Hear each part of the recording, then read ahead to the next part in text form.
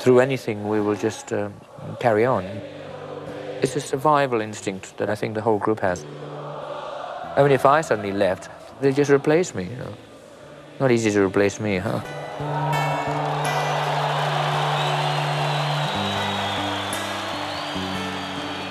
Whoever was going to fill those shoes arguably were the toughest shoes possibly in the world to fill. Go house lights, go house lights. Okay, let's do it. Have a good one. Just two for Andy, the band walking. Band are walking, band are walking.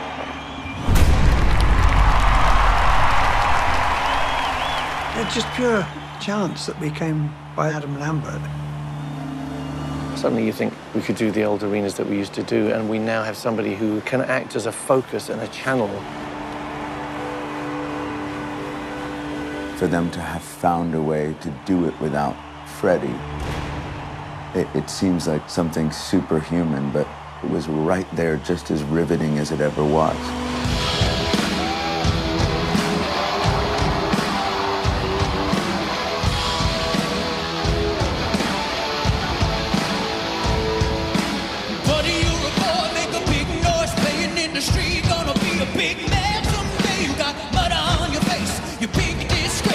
Kicking your cane all over the place, singing, we will rock you.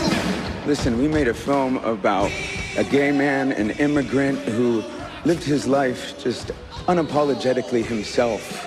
We're longing for stories like this. There is just a pure majesty to their music that hits you right at your core, and it means so much to each person in the most unique way. There's no other band like them. They're the soundtrack to my life. I think this day and age, they're such an important band to listen to. I still think they're the best rock and roll band of all time. I mean, I don't think there's a better band. They're up there as one of the greatest bands in the world. She keeps a Moet Chandon in a pretty cabinet. Anthony cake, she says, just like Marie Antoinette. Queen covered more ground than anyone. They just did. They can play hard rock.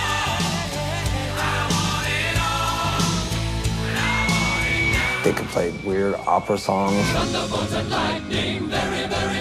They can do gospel. They could do sort of disco funk songs.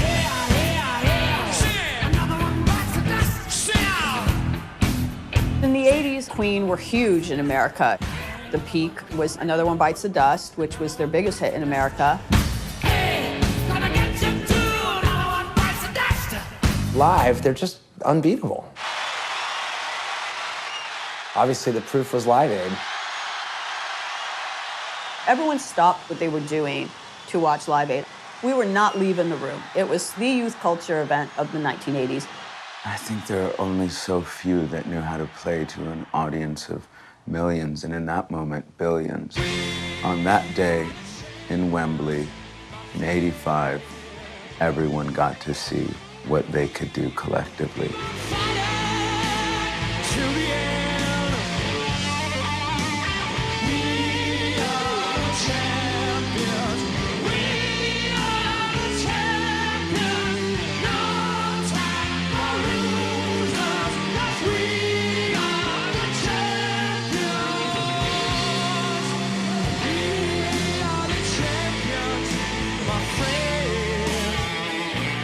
You never hear anybody say, gee, wouldn't it be great if Queen did a club? No. You would miss that ensemble feeling that you have being part of this living force.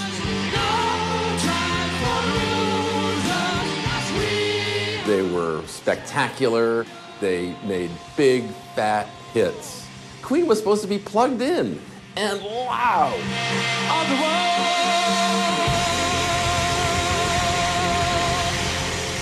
That was probably one of the all-time great performances ever, I would say. It was quite unbelievable. I mean, they kicked everyone's ass. They kicked Led Zeppelin's ass. They kicked Phil Collins' ass. Sorry, Phil, I love you. They kicked The Who's ass. Sorry, love The Who. They kicked everyone's ass.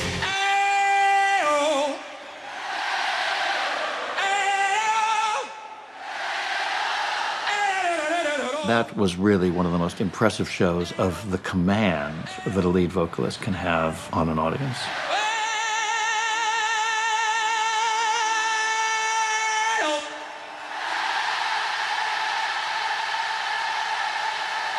They're a great band, period.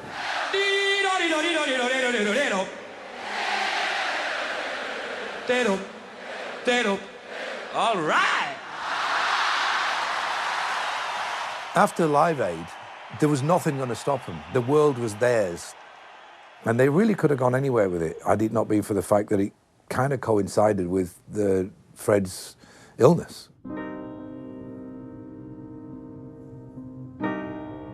Freddie Mercury died last night of AIDS.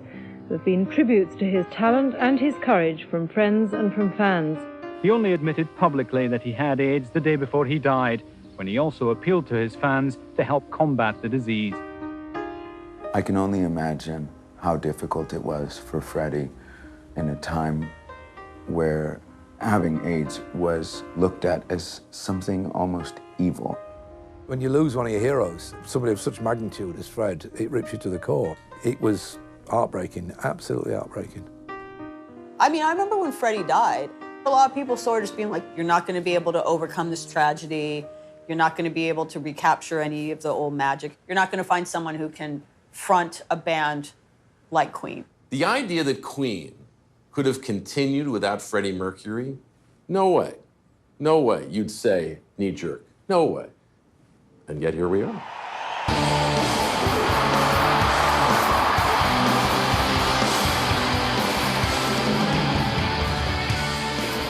It wasn't until this young man appeared, I call him the gift from God.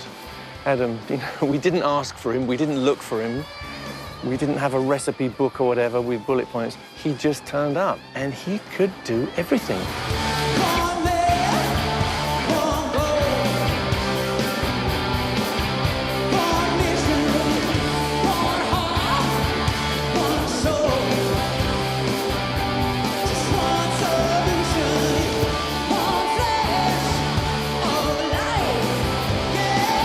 I can't imagine what it would be like to go through what they went through and lose a band member, but his story needed to carry on, and they needed to carry on Queen to honor Freddie.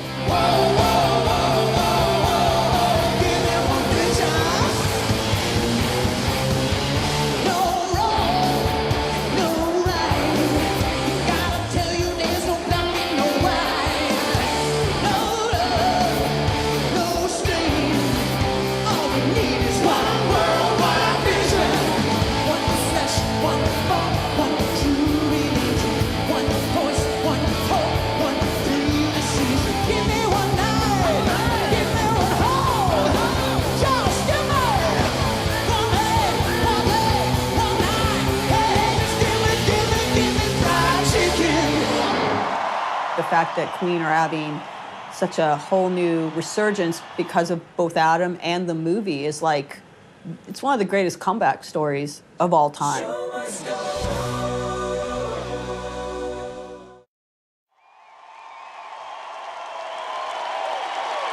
Every time I walk to the stage with these guys, I have to pinch myself. I'm like, oh my God, is this real life?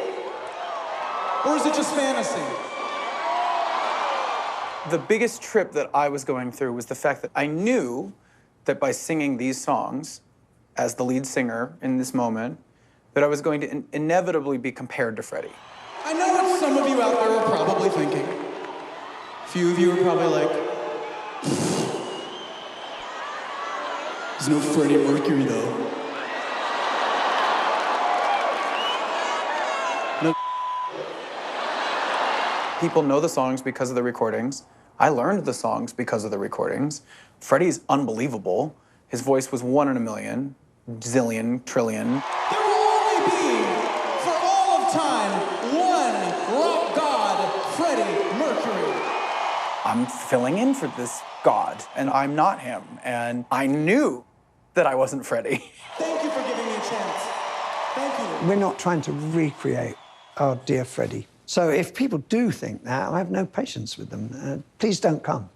But if you want to just enjoy our music done really well, you know, please do come. We want our music to be alive and dangerous and still open to change. You know, Freddie particularly would hate to have things kind of reproduced the way they were. There are a lot of Fred impersonators around, and, you know, they put on the fake moustache or something and a yellow jacket, and it's, well, good luck, you know, good luck on the cruise ship. Tonight, I'm gonna have myself a real good time. I feel alive. Comparisons with Freddie are wasting time. He's had to cope with it because people are so unimaginative. I mean, you know, Fred's dead, and he's not going to be there, you know, so if you come to see us, you're not going to see him. He does it in his own way, and I think that's what's really amazing. You're not going to go see a cover band. You're seeing Queen. So don't stop me now. Don't stop me, 'cause I'm having a good time. Having a good time. Superstar leaping through the sky like a tiger, defying the laws of gravity. I'm a racing car, passing by like Lady Godiva. I'm gonna go, go, go. There's no stopping me.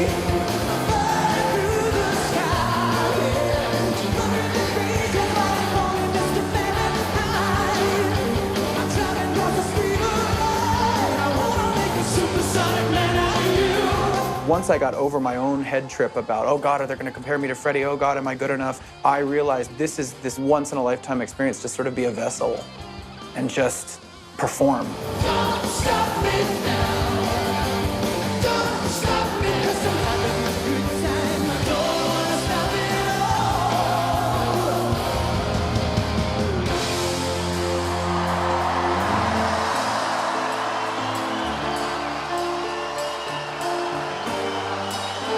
When these early performances were so well received, it was a sense of victory because the stakes were so high for me. This is all a bonus, you know. We could have all disappeared and gone back to different kind of jobs, you know, if it weren't for the fact that we had Adam. It's astonishing to me to look back on it and realize we thought it was the end. And in a sense, it was.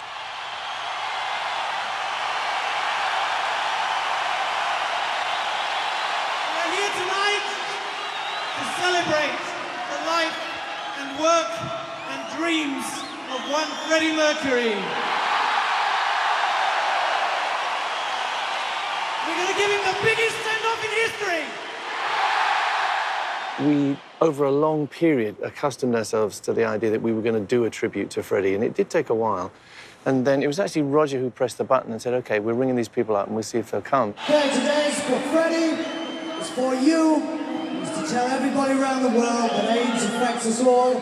So we're ringing up a lot of our heroes, so everybody who was kind of in the same river as Freddie.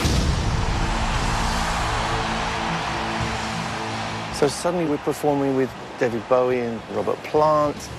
You know, you look around and who is this? You know, Tony Iommi's beside me, who's a lifelong friend, you know, the most amazing artists of our lives.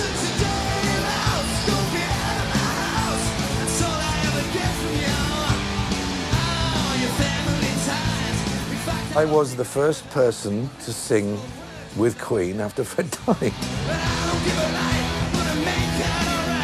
Doing it on stage in front of 80,000 people and 1 billion people on TV. Holy... You'd never think it'd be possible to get one person to stand in Fred's shoes because there's no way I could have done anything other than, say, the rock stuff. With the Freddie Mercury tribute show, you needed 20 characters to even come close to pulling on his coattails. The task of finding one person who could do everything that Freddie could do would have been pretty much impossible. The whole range of Queen songs is considerable. It's a very, very colourful catalogue with all kinds of different sort of vocal approaches needed.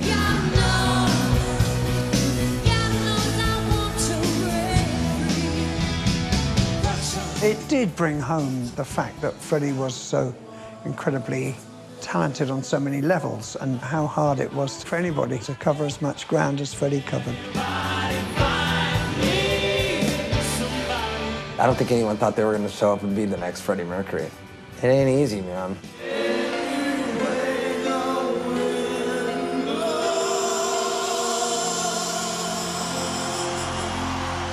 We get to the end, it's done, and Joe Elliott was next to me as we walked off, and he just grabbed my arm and he said, "Brian, look at that." I said, you need to stand here and look at this, because you will never, ever see this again. If this is the end, what a way to go. And for the first time, I looked out and I thought, ah, how amazing. You know, this amount of love got poured out to our friend. Good night, Freddie. We love you. We felt that would be probably the last time we would play our songs together.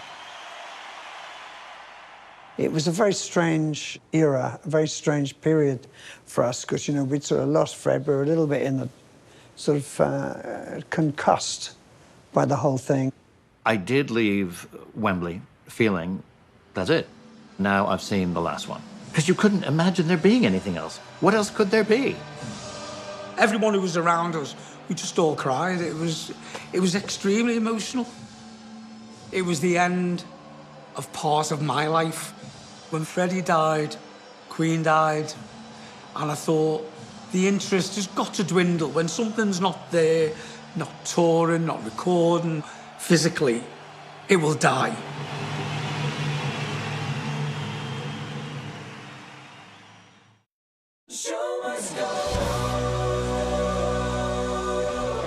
Do you think you're going to get to heaven? No, I don't want to. You don't want to? No, hell's much better. Look at the interesting people that you're going to meet down there. I don't really think about, my God, when I'm dead, are they going to remember me? I don't really think about it. It's up to them. When I'm dead, who cares? I don't. Love of my life, don't leave me. You've stolen my love, you don't deserve me.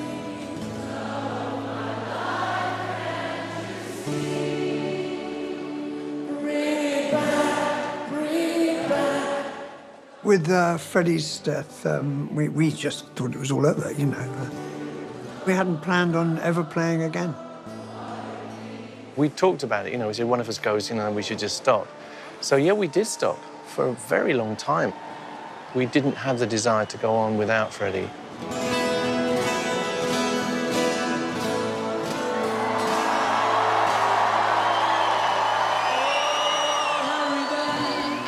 Hurry back, don't take it away from me, because you don't know what it means to me.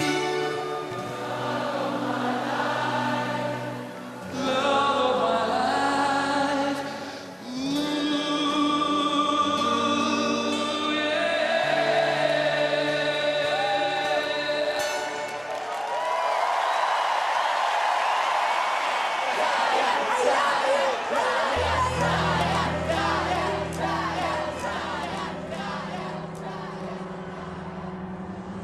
I missed Freddie dreadfully. I knew it was coming, but it was still awful. The most important thing in your life. Most important thing in my life. Love. That's it. And something to everyone who would like to be Brian May. Oh, don't try and be me, whatever you do. That's what I would say. Don't follow me, mate, because it's not easy. It was a sort of grieving process, I think. It's like we don't want to talk about Queen. We don't want to be Queen. We've done that. We want to be ourselves now.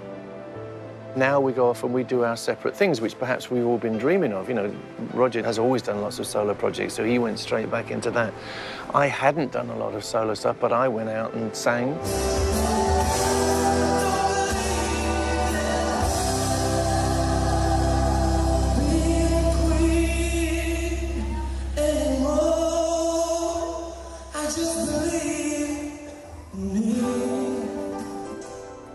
After Freddie died, it took me a year to even want to start about doing things. I just thought, I'll just settle down and try and, you know, like live with the present now and see how you feel.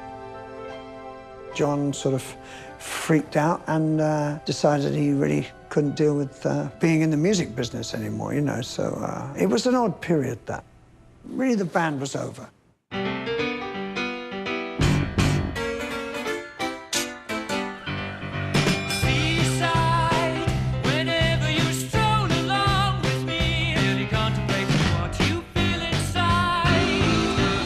We were living in San Diego. It was a nice place to raise kids. When Adam was younger, he didn't quite fit in. Didn't like sports very much. We tried soccer, we tried t-ball, and it just wasn't his thing. And he would do a lot of acting out fantasy things, and he would ask me to film him and take pictures while he was dancing or singing. And we thought, you know, there's got to be another outlet. And they put me in a theater group that rehearsed on the weekends. It was a big children's theater, and I remember the first Saturday I went, I was instantly like, I've found my people. It's exciting to be in children's theater because you just get, I mean, it's just really exciting going out on stage in front of a lot of people and performing. We ended up taking him for voice lessons, and he got on stage one day and sang, and we had absolutely no idea that he had that voice. It was in Fiddler on the Roof. I think into my teenage years, it started becoming clear that I was getting attention for it more than the other kids, which I loved. And as a strange kid who was kind of ashamed of his body and in the closet and a whole list of other insecurities, having something that I was good at and that got me a lot of attention became sort of medicine for me in a way. Being just a human on this earth, I encountered Queen. I definitely had heard songs of theirs around. But the first time I really asked, who is this band, was after seeing Wayne's World. This is actually the theater we used to come to fairly regularly. It's only a few miles from our house, and I'm pretty sure we saw Wayne's World here.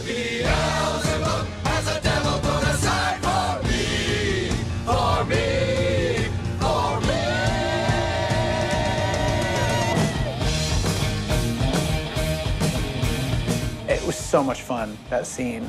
And I left the movie theater with my father and my little brother, and I asked my dad, like, well, what song was that? And he was like, oh, that's Queen. And when we got home that night, he showed me some albums that he had of Queen. There was always music in the house. Both Leela and I, we had a pretty big record collection, and he would go into the record collection every once in a while and pull out things that caught his eye, you know, the David Bowie albums, the Queen albums, some of the Led Zeppelin albums. So he would just explore. I really fell in love with rock and roll and everything that was the 70s, and that's when I really got to dive into Queen and their catalog.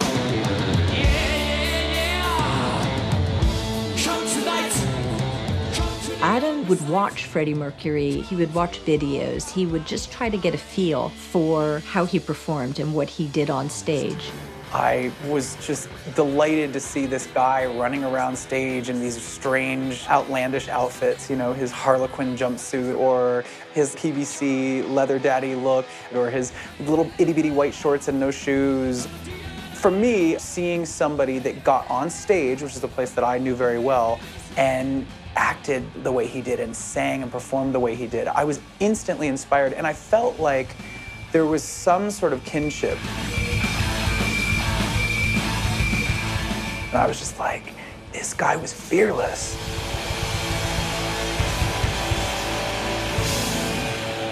It definitely inspired me.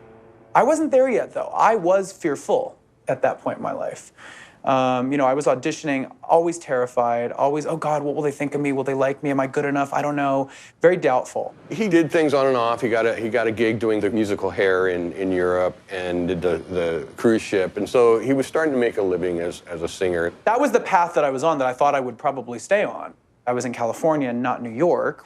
And I kept kind of saying, I'll move to New York soon. I was terrified, actually. I knew that I would have been a very, very small fish in a big pond. I just didn't feel like I was ready yet.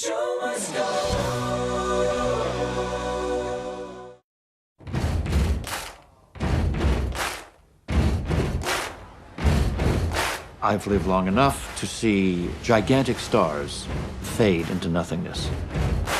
It is possible to fade. So the crucial decision was when Jim Beach, their manager, he said to me, Queen are going to be a current band. They're not going to be an oldies group. Some of Freddie's last words were, do what you want, just never make me boring. It took us 5 years to get over the shock of losing Freddie.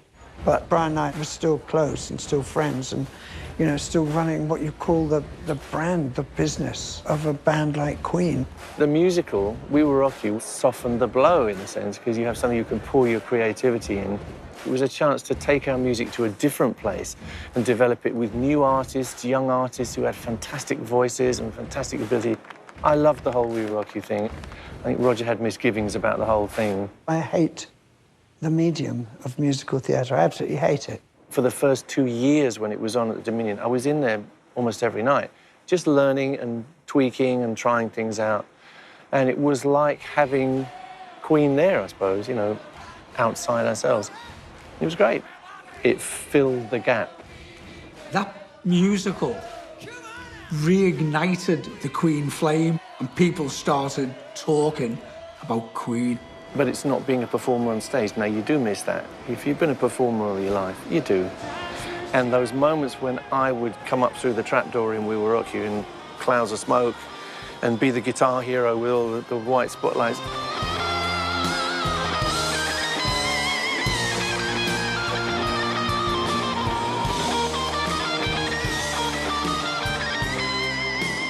Suddenly I was part of this lovely baby that we had created. I was part of the creation. I was in there. I loved doing that. It was such a fulfilling moment.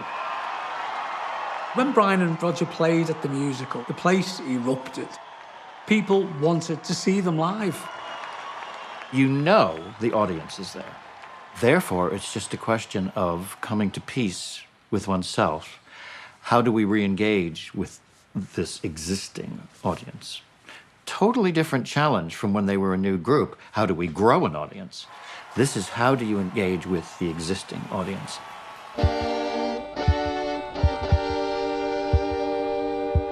To benefit Nelson Mandela's AIDS charities, they organized a huge concert in Cape Town. We answered the call to Madiba. Nelson Mandela is suddenly on the phone saying, can you rescue my concert? And we produced it for him, and we went out there. And we really didn't imagine that the byproduct would be that we would be re-engaging with an audience.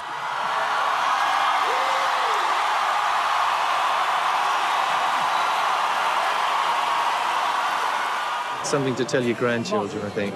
To be in the presence of such greatness and to be a part of this whole venture, I just feel incredibly privileged.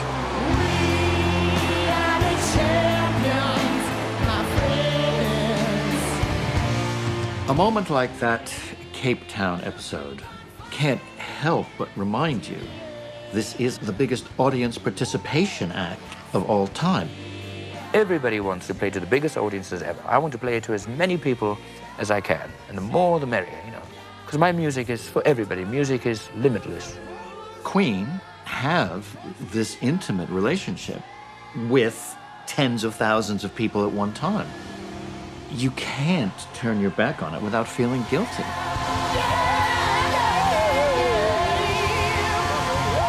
It dawned on me that I was being rather silly, you know, in denying Queen, because we'd spent a major portion of our lives building up this edifice and this catalogue and this whole kind of universe which is Queen, you know, the content of the lyrics, the content of the music and the spirit that goes with it. Why would I be denying it?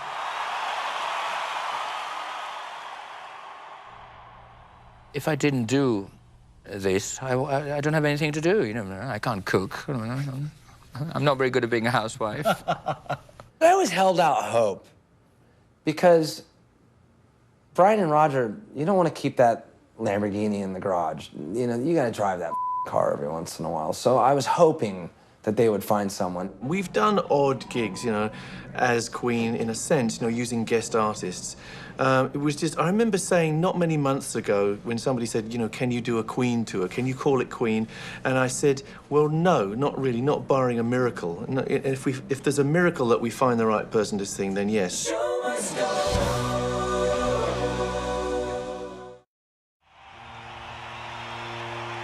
Lately I've been hard to read. Even though we were proud of what we'd done, we didn't want to go out there and be Queen again without Freddie. And it happened almost by accident. At an awards show, I played with Paul Rodgers, who was a hero of ours. And I remember coming off stage and Paul's lady said, "Oh, you guys seem to really have a great chemistry. All you need is a drummer." And I went, "Well, I think I know a drummer." Brian and I find that we still have the magic on stage. So it's great to be doing this with a different singer, but the magic of Queen is absolutely still there.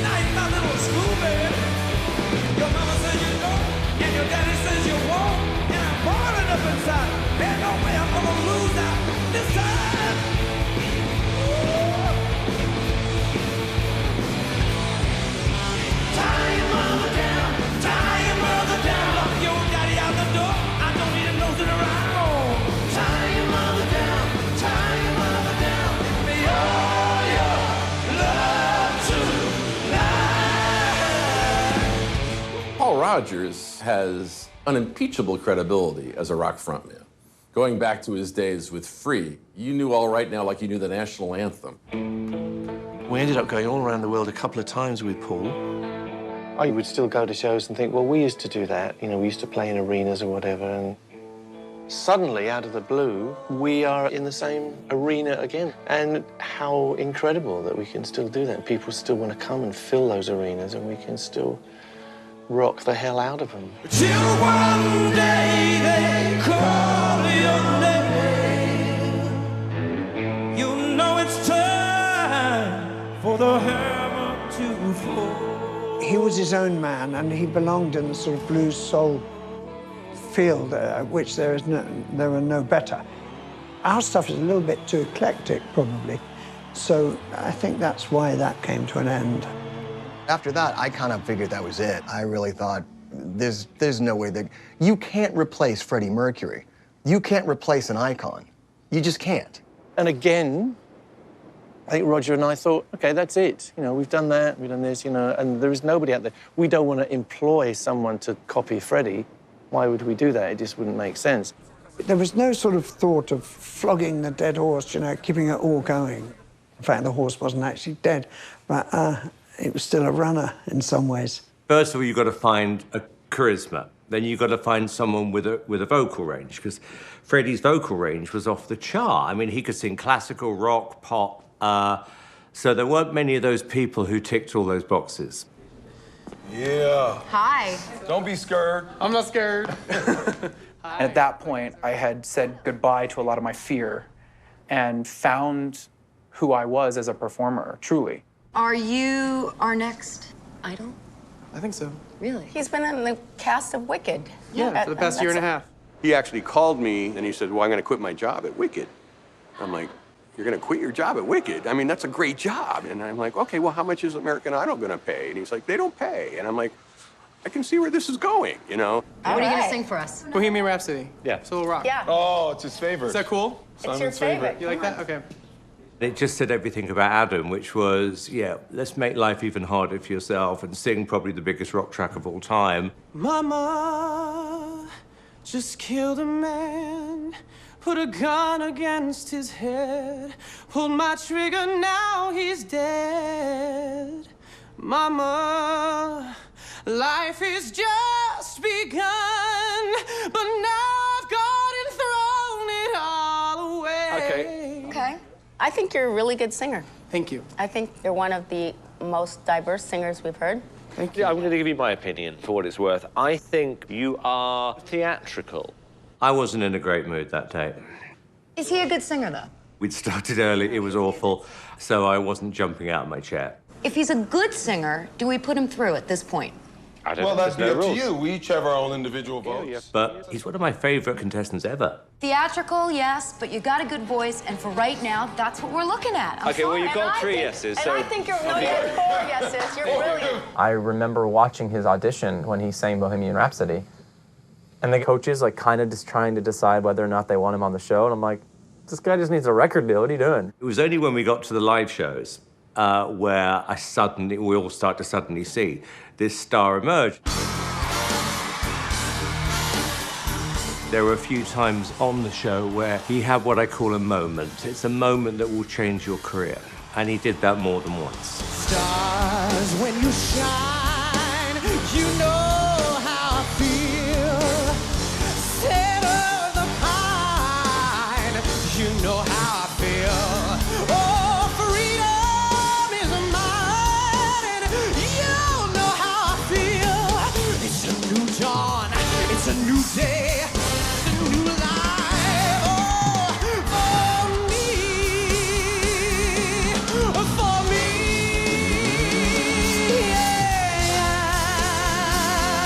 I thought, this guy is obviously the most talented of this group and will go the farthest, but he's not going to win. And the reason he's not going to win is because he's obviously gay. It was the MySpace era, and a lot of the TMZ type blogs had uncovered a lot of old photos of Adam Lambert kissing his then boyfriend and acted like it was some big scandal. So he was on the cover of Entertainment Weekly that said something like, Adam Lambert is probably gay. By the time I got to Idol, I was 27. And I had been going through most of my 20s in LA very openly and proudly gay. So I kind of figured like, oh, it's already out of the bag. Yeah, that's me. Like, they know, I know, yeah, it's it. I never said the words, I am gay. And I didn't really realize that I had to make that type of literal statement. Adam Lambert wanted the focus to be on him as a singer, not on any aspect of his personal life. And so he chose not to publicly address these photographs. And so that swirl of intrigue, I guess, continued along with him as he performed phenomenally week after week on American Idol and became one of the most popular contestants on that show ever.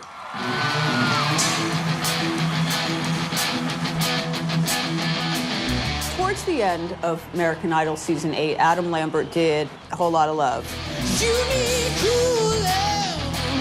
Led Zeppelin had never cleared a song for American Idol.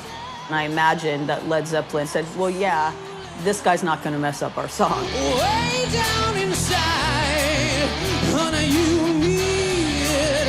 I'm gonna give you my love. I'm gonna give you my love. Want a whole lot of love. I wrote at that time that it was the best American Idol performance of all time. Adam Lambert owned that stage that night. You'll be learning, and baby, I'll be learning. Oh, those good times, baby, baby, baby, all that misuse. Way, way down inside, honey, you need. It was really by pure chance that we ran into Adam. It was Spike, our keyboard player, who saw Adam singing A Whole Lot of Love on American Idol. Adam was on TV, and I immediately got a chill from what I was hearing. I thought, wow, this kid's special, and he's got something, a great set of pipes, and I could see that he had charisma, and he looked fantastic. When he got to the end, when he sings Woman, You Need Love, which is the big moment, the money shot of the song, and he just sang it effortlessly. Woman, you need.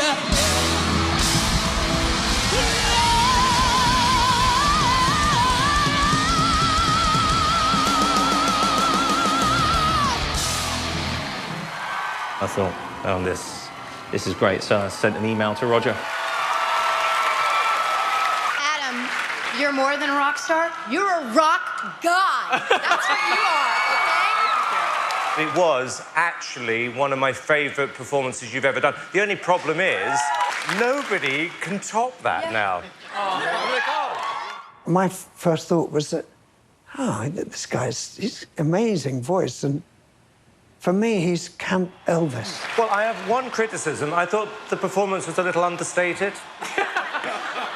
He's got this magnetism about him, and coupled with this amazing voice. Countless people sent me emails and rang me up and said, "You've got to see this guy. He's your next guy. He's the guy you need to be on stage with." So we looked and thought, Adam Lambert on American Idol has hit the American Idol sweet spot. But then he did something in live performance that he hadn't told anybody he was going to do. That on live television is a no-no. Adam Lambert was being who he really wanted to be. That may not have been the best choice. But here's the interesting thing. That's right out of the Freddie Mercury playbook.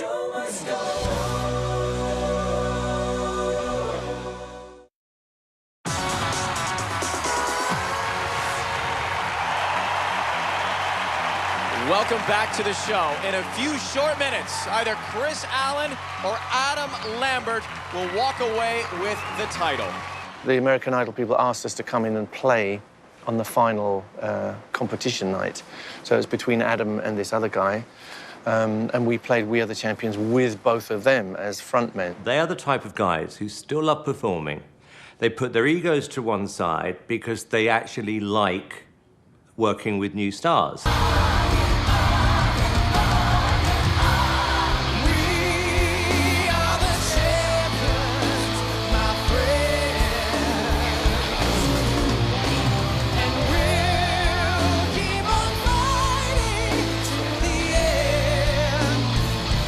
Just meeting them for the first time, it was so surreal.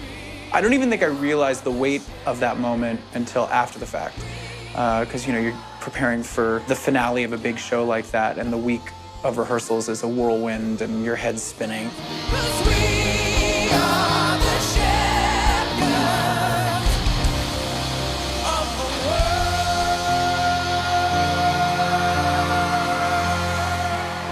It was quite odd because they're both really good singers, but there's some kind of chemistry already between us and Adam. It was just instant, so it was so easy to just play off Adam.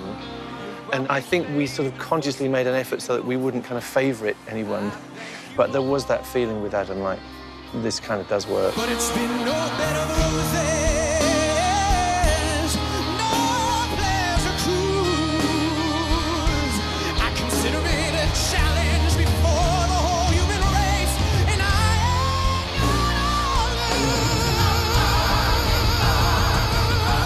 When Brian and Roger came on the finale and played with Adam, it was the closest thing to the energy of what Queen was as a band that you had seen probably since Freddie.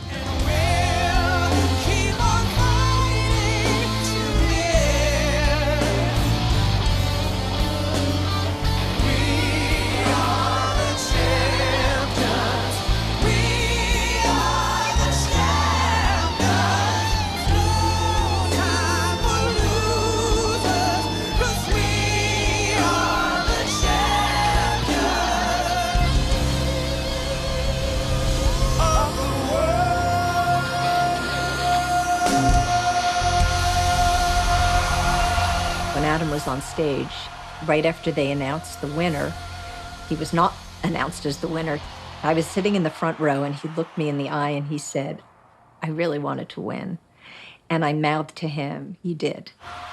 I remember realizing, okay, now my life has changed. Oh my God, I just sang on stage with Queen.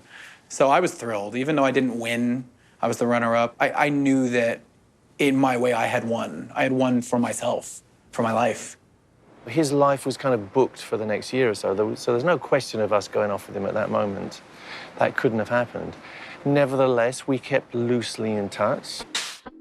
American Idol would have sent him on a very different trajectory.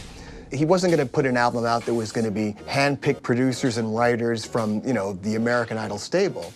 The fact that he didn't win is probably the best thing that ever happened to him. so hot out the box. Can we pick up the pace, turn it up, heat it up? I need to be entertained. After Idol is done, he does interviews with Rolling Stone and with ABC News, where he says, "Yes, I'm gay."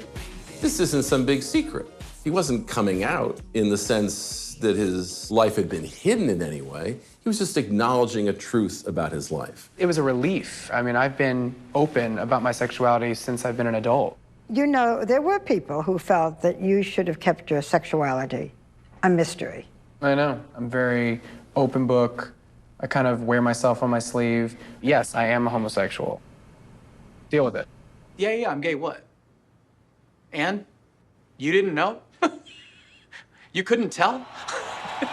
Ladies and gentlemen, making his debut performance with his first single, Adam Lambert. There's great anticipation. What will Adam Lambert do as a solo artist? And he comes out and he does for your entertainment. If you were looking for a performance that would reunite Adam Lambert's American Idol fan base, this wasn't it. The thing starts off, and he's got a really sexy female dancer, and he's pulling her around by her leg. And then he's got the guy on all fours, and he's got him on a leash. He mimes oral sex with a dancer, grabs a dancer, it seems, by the head and kind of thrusts in the dancer's face. I didn't plan it. It just happened. Which is why I think the network got mad at me, because they were like, we didn't know that was coming. I didn't either. And then takes the back of Tommy the keyboardist's head and kisses him. There were a lot of people that were like, that's not for me. It sort of alienated a portion of my new audience that I had gained on American Idol. A lot of Adam Lambert's appearances that were supposed to happen on TV got canceled. Everyone's like, his career is over.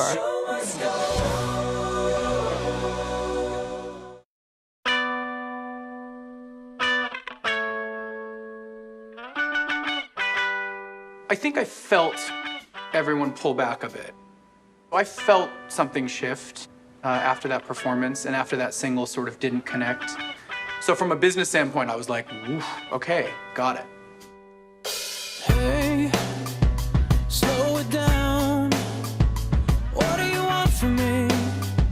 What do you want from me? Thankfully, we had a song that we came with as the second single, which actually kind of asked the question to all the people that were upset about what I had done and said, what do you want from me? I'm just trying to figure it out, man.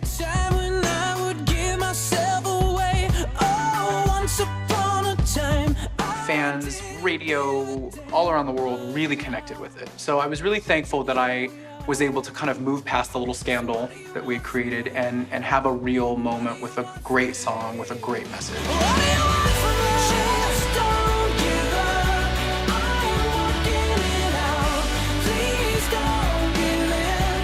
And then I put the album out and did the whole promo run on the back of that, and then did my own solo tour. My management at the time said, hey, there's interest here. Queen really loved performing with you on the finale, and they're wondering if we could do something. So once the dust all settled, or the glitter all settled from that, and there was a lot of glitter, Queen came a-calling. Please be upstanding for Brian May and Roger Taylor of Queen! Worthy recipients of MTV's Global Icon Award. Thank you so much. You don't know how much. It means so much to us to be here in Belfast. Thank you. Thank you. They had an opportunity to perform at the EMAs, and when they asked me, I immediately said yes, as like a knee-jerk reaction. Yes, of course. Hung up the phone and then started panicking and going, oh my God, this is crazy, because this is a big deal. Empty spaces, what are we living for? Abandoned places, I guess we know the score. It was obviously that he had everything you would want in frontman. He had confidence, that he knew what he was capable of. Show must go on.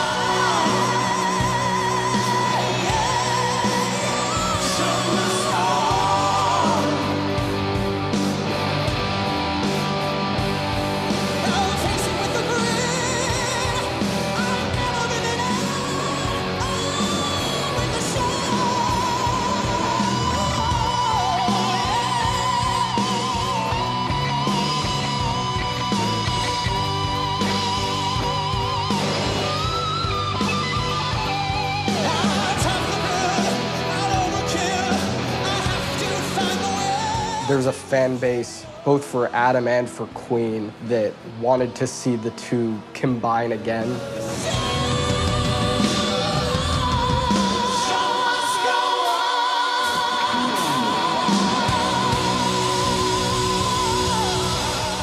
was an excitement that there could be another phase of Queen.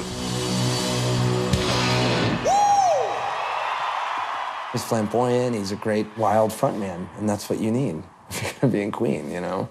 Outrageous, but you gotta be able to hit the notes too. You know, you can't have one, you gotta have both. All of us sat down and we had a drink, and there was a sense of camaraderie in that moment about, oh, look what we just did, this feels good.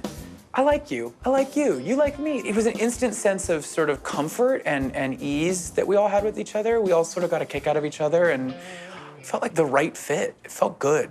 With Adam, by the time we got together, we kind of knew, yeah, because we'd seen enough of him, and we thought, yeah, this is going to work. You know, Adam comes with a certain amount of pedigree because he's done his solo stuff, you know, with a lot of success. So then we sat down together and said, well, what could we do? We could do a little bit of a tour, we could try something here, try something there. And it gradually took shape. And before we knew it, we were, you know, operating with Adam. 1, 2, check, check, check.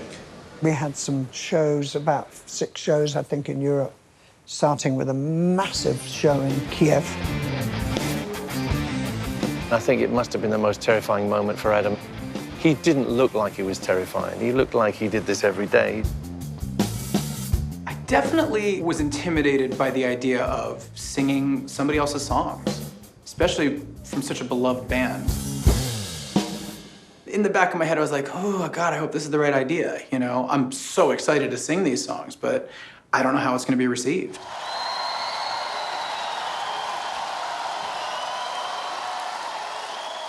It was a tall order, and I think we all knew it, and that gig was put in at the front of the tour to enormous numbers of people. I think it was more than 350,000, and it was live TV as well. Well, it was free, wasn't it? Let's say it was 1 million. Elton John was on before us, and I remember as Elton was rolling out hit after hit after hit, I remember thinking, hope we're up to this.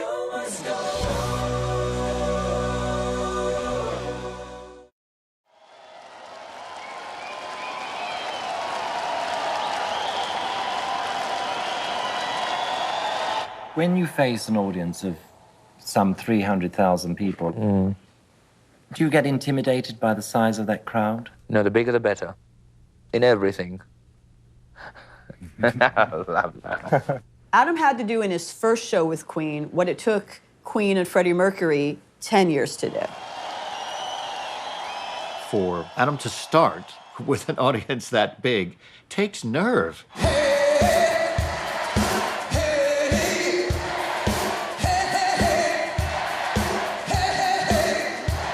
Some people would be embarrassed to go to Kiev and sing in front of 300,000 people they've never known. But a performer like Adam could use it as an opportunity. Just as Freddie had always used these big crowds, just push that envelope. Let's see how many people we can get to respond at once. He did have experience performing for large crowds on TV, and he had experience performing for doubters. He was used to having to win people over. And, you know, all of that was a perfect storm, where then when he got in front of hundreds of thousands of people in Kiev, he'd already been selling himself for years. He knew how to do it. I had a lot of help. Spike, who's on keys, I kept looking at over and over again, like, am I supposed to come in here? How long is the guitar solo? Is it my turn? Because of his stage training, he was quite happy to take cues. He used to just check in with me, and I'd give him a yes if it was a no if it was wrong, meaning wait. Just a lot of me being like... And he looked at me and I went, no, not that. Don't sing that bit. Okay.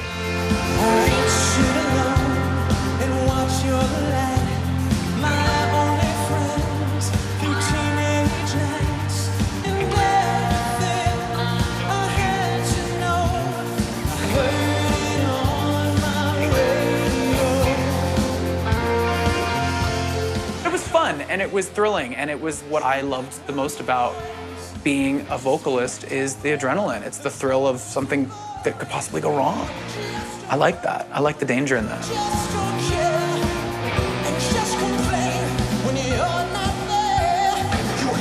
I had no doubts he could do it.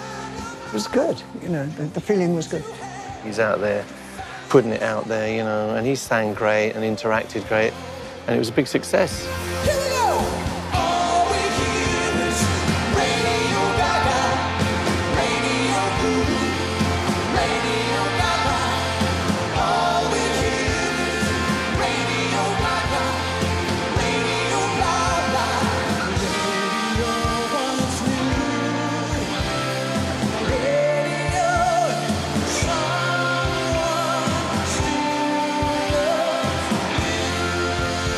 An incredible thing for a new member of a group to step on stage and do that.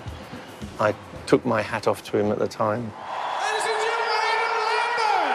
Ще раз, шановне товариство, Адам Ламберт. Просто неймовірно. Ні, Queen. And of course, the rest was easy after that.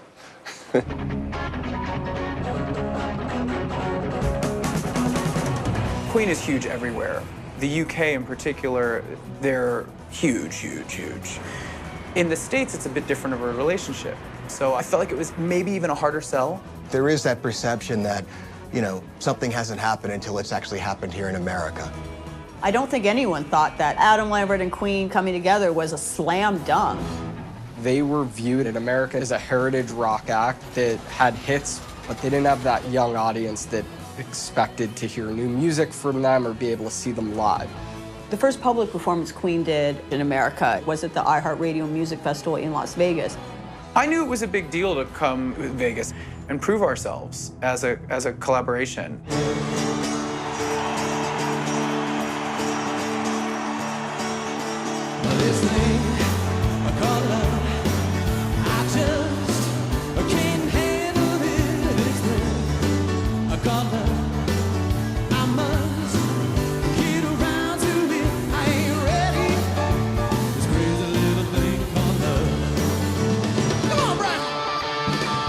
It went really well, and suddenly there was a bit of magic.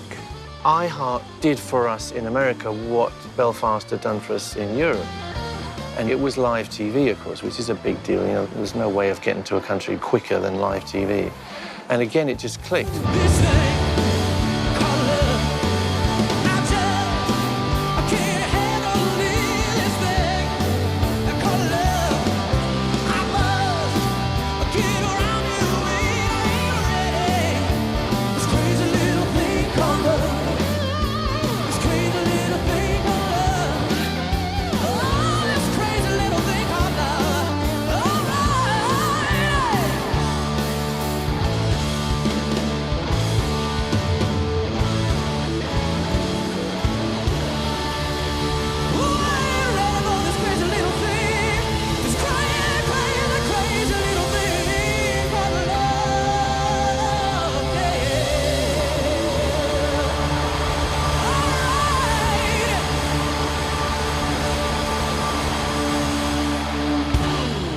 iHeart made a massive difference to the way we were perceived in this country. And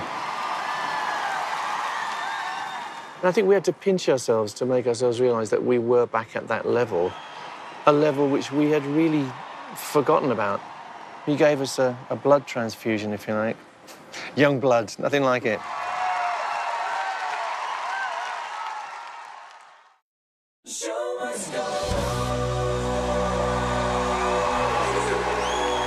The iHeart reaction was great. There was immediately buzz and talk about, could Queen go on tour? Some people said, no one is going to pay to see the band without Freddie. Other people thought there was a demand from this audience that wants to hear these songs live. We actually had Adam and Queen at Madison Square Garden to announce it, and it felt like this very big moment, the band touring America for the first time in I don't know how many years, and the press went crazy. We're delighted to be announcing a tour of North America. It's just such a delight for us. We're very excited, I have to say.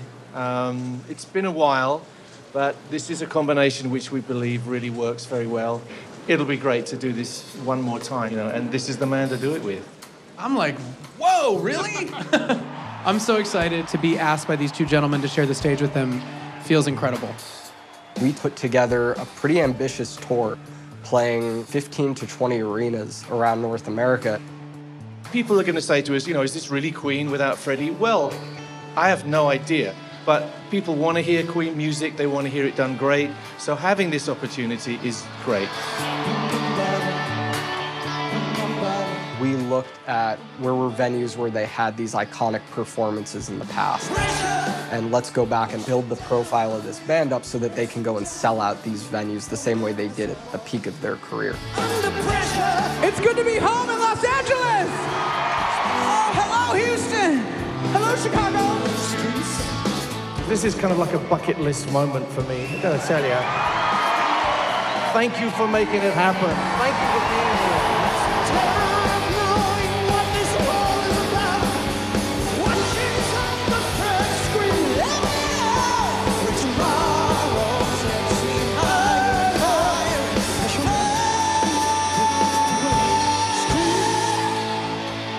Can I just ask you a very simple question? What do you think of the new guy?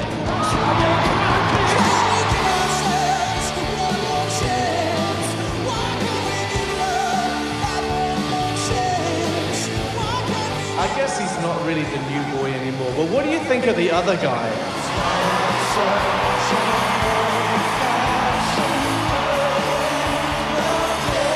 I guess he's all right, yeah? Is he a keeper?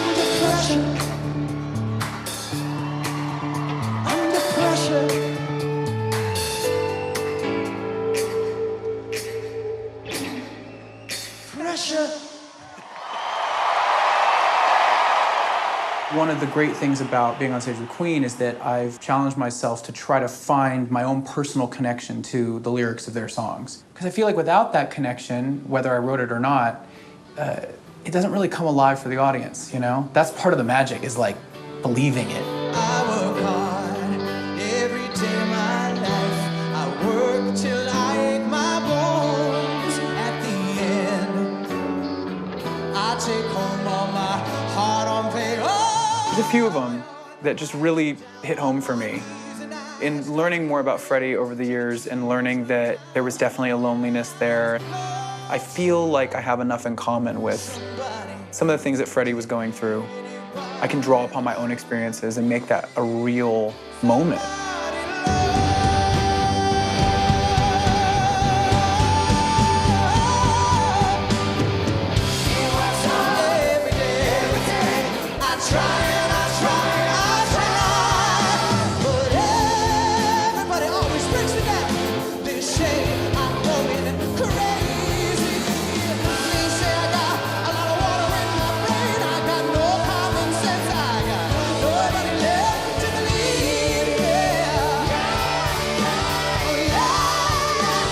Being a world-famous rock star, does this make it more difficult for you to actually keep a friendship going?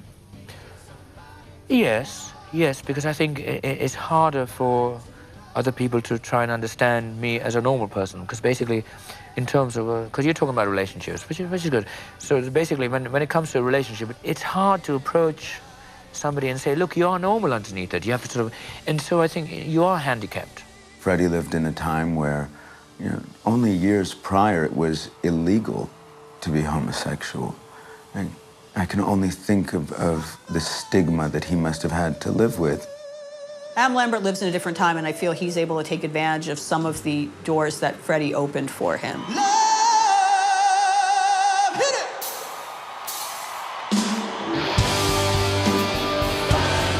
When Trespassing, Adam's sophomore album, debuted at #1, it was the first time that an openly gay musician had debuted at #1. Freddie Mercury paved that road for him. I was told this is the first time that somebody that's been out since they got signed that this has happened to. And it made me really proud. It made me proud to be able to, like, tell my grandkids one day or whatever,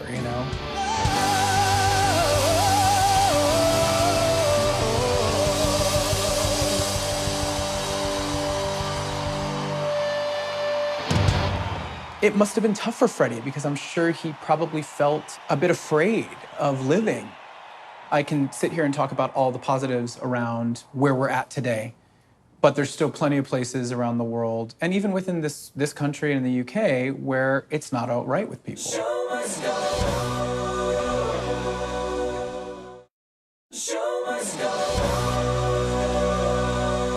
Sometimes I think to myself, what would Freddie be like if he were alive today? And something tells me that he would have gotten more open as the times changed a bit. What is this on the stage? What the heck? Is this for a man or a woman? That's for a man? Great, I'll take that for later. Great. I'm out and proud and in a society where I feel like I can be open. And it's a journey which we're all happy that the world has made, but it's not over yet. You know, there is still prejudice. There's still all sorts of abuses that go on.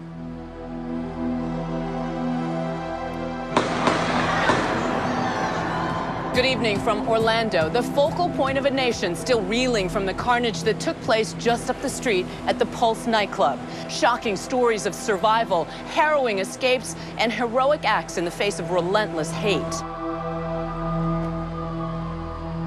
This song is dedicated to those that lost their life last night in Orlando, Florida. And anybody that has been victim of senseless violence or hatred.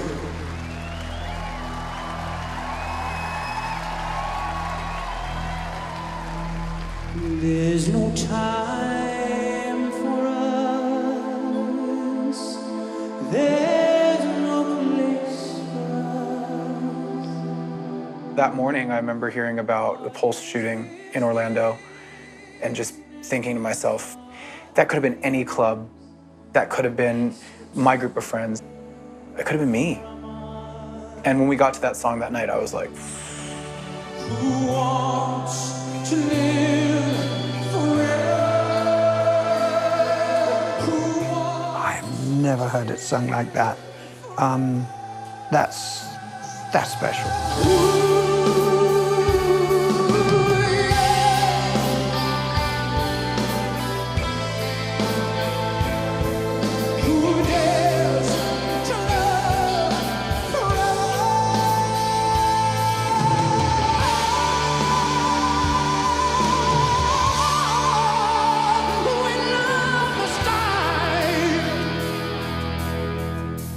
He's still astounding. You know, the lengths he can push things to is extraordinary. Sometimes I'm standing right here playing Who Wants to Live Forever, and he's there doing his thing. And when he goes into this stratospheric thing in the middle, I very often go, wow.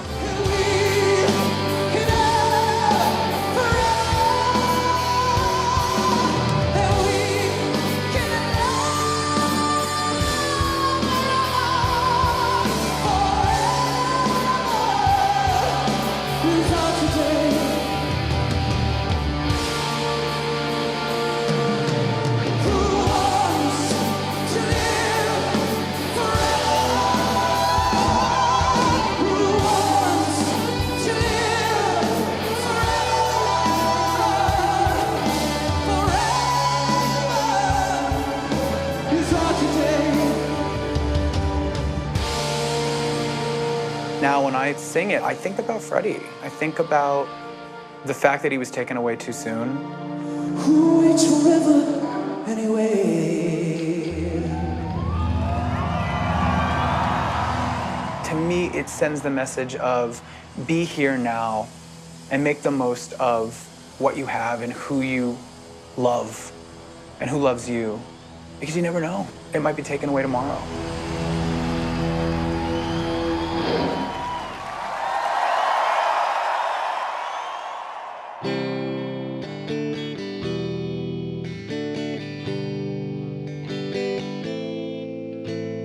Died last night in my dreams, walking the streets of some old ghost town. I've had the opportunity to continue my solo career alongside of this collaboration with Queen. A city of vampires. I think my musicianship has improved because of working with Brian and Roger. So it's definitely helped me grow as a solo artist as well. And now I know my heart is a ghost. I get to go create new songs that are mine. And then I get to go out with Brian and Roger and pay tribute to Freddie Mercury. My heart is a ghost town. There's been a perfect storm in 2018 that happened. Queen built up to a point where they could headline the Hollywood Bowl again, and it would be the hottest ticket in town. And then the Bohemian Rhapsody movie came out. In the Bohemian Rhapsody movie, Freddie Mercury is going out with Mary, and he's calling her from a truck stop, and he's still grappling with his own sexuality. And there's this hunky trucker. Well, that trucker is played by Adam Lambert. You deprived of me. If you had just closed the door, I could have had it. I could have had that. I was like, oh, hey, how you doing? You do feel there are two worlds of Queen colliding in that moment. The movie has made a lot of young people hear Queen music for the very first time. And how cool would that be, that a band that was written off 30 years ago becomes the band that makes rock cool again for the kids?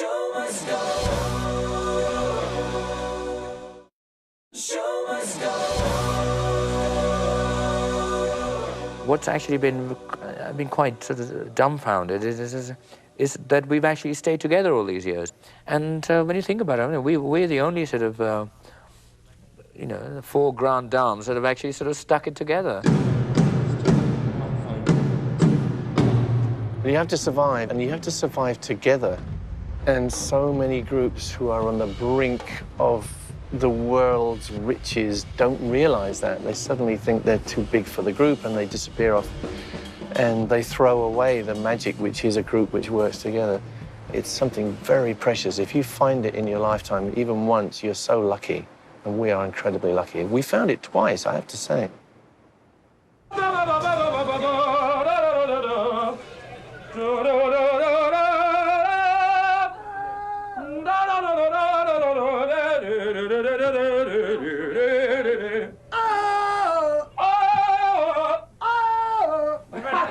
Ready to go and do this? Yeah, hang on. It's very much like in the old days. We get together in the band room and we do harmonies. That's what we do before a show.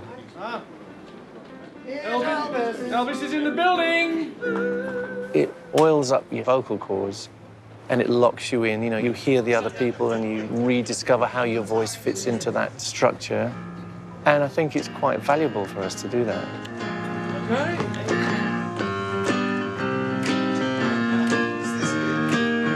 Here we go. She's a killer queen, gunpowder gelatine, dynamite with a laser beam, guaranteed to blow your mind. Anytime, recommended at the price, insatiable and appetizing.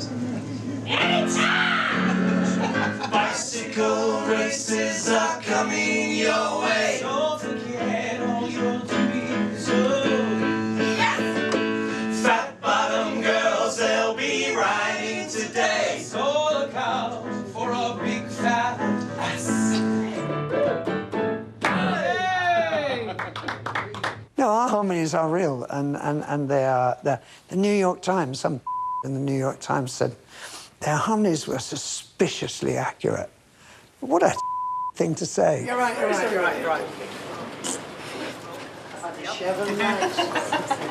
When we very first met Adam, he appeared to be more of a boy. I now see him as an incredibly accomplished man. Roger and I have a better relationship than we used to have, and that's important.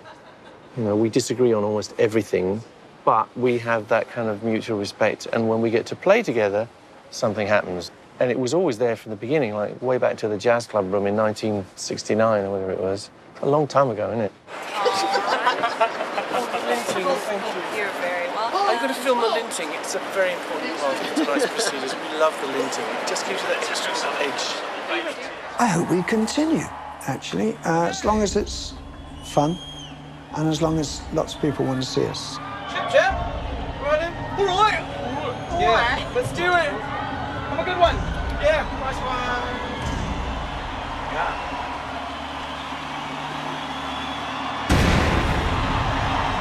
It's family now, and it does feel like when we're walking to stage together before a show. Here we go. Let's do it.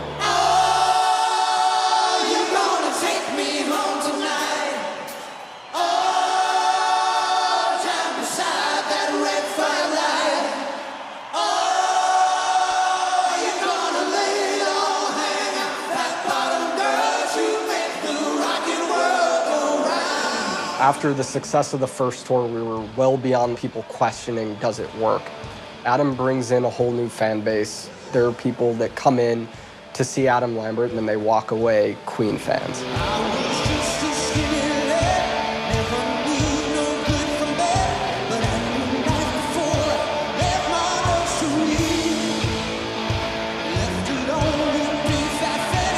The perception of Queen today is very different than it was 10 or 20 years ago when people kind of thought their glory days were behind them. That was the perception before Adam.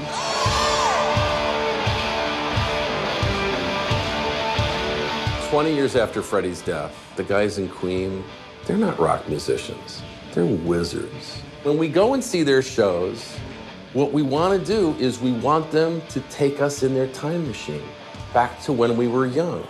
I've been singing with my band, across the water, across the land. I've seen it get blue, I've been all the way. But their beauty and style were kind of smooth after a while.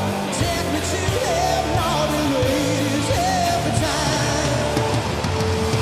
Oh, won't you take me home tonight?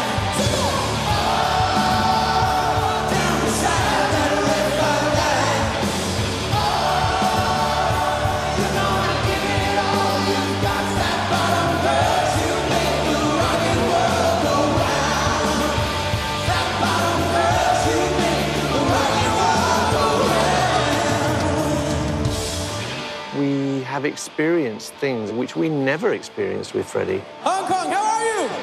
So I think it's bonded us all, actually. We feel that we can really go anywhere and do well. Maybe China has been waiting for us. We have been waiting for China.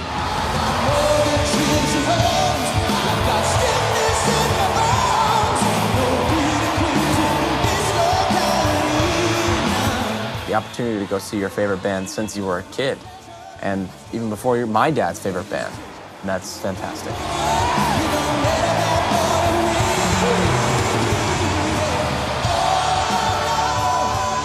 They're bigger now than they've ever been. It's amazing that Queen could be so unique and then be the biggest band in the world. I've seen them 5 or 6 times. I've taken everyone I know now. Seeing the energy and the magnetism that they still have, it truly is undescribable. The best artists, I think, are like ambassadors to the past and also to the future. And if he can be the bridge that makes the younger kids want to find out more about this Freddie guy, like, how cool is that? Without this guy, none of this would be happening right now. We'd all be at home with our slippers, you know? Ladies and gentlemen, Mr. Adam Lambert! Freddie, I know for a fact, would look at what Adam is doing and say, wow, how do you do some of that stuff? There you go. You know, he'd love it. The voice is stupendous. There is not another voice like that in this planet. I think he's the best singer around. I don't know anybody that can out-sing Adam Lambert. I really don't. I can't believe I'm here. I'm really lucky. And I know I'm not Freddie, but I'm here. So I'm gonna sing the songs and do my best, and let's have a good time. And let's celebrate this band and Freddie and this amazing catalog of songs together.